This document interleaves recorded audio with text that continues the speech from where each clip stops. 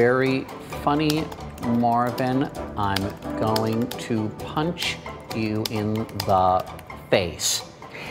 I don't know about you, but sometimes people just don't get my sense of humor. So, just to be clear, I'll add a little smiley face. I should probably add another smiley face. Turns out there's a real smiley face behind the smiley face. Take me back to September 1982. Okay, well, it was a long time ago. Scott Fahlman is a professor researching artificial intelligence at Carnegie Mellon University in Pittsburgh. 32 years ago, the internet was little more than a few university computers wired together. As Fahlman and his colleagues wrote to each other, something was getting lost. If you made a sarcastic remark, there was always some clueless person out there who wouldn't get the joke. So the professor sent this note. And I said, I propose that the following character sequence for joke markers, and then the colon minus in parenthesis.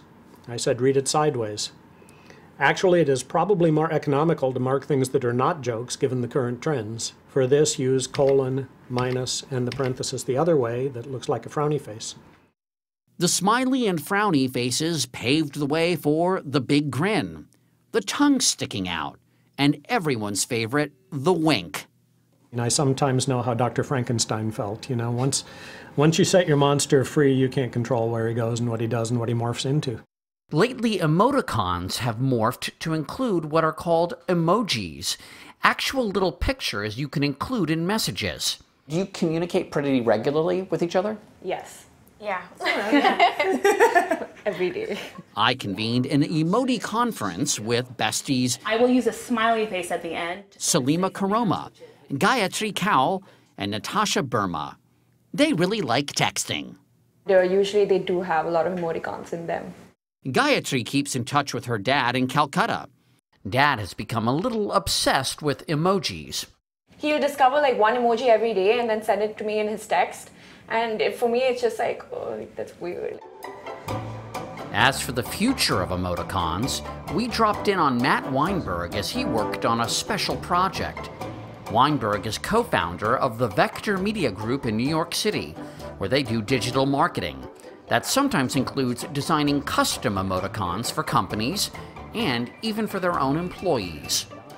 We have a totally custom set of emoticons, and it's just, you know, it's faster, it's funny to use them. I think it adds a little bit to our culture. Are we headed towards the day when most people will have their own personal emoticon?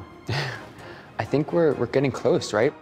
And that project he was working on, bit by bit, it came into focus. You know, this is something that we made for you. Wow. And we thought this would be a nice emoticon. Oh, I love that. A personal emoticon. That's enough to put a smile on anyone's face.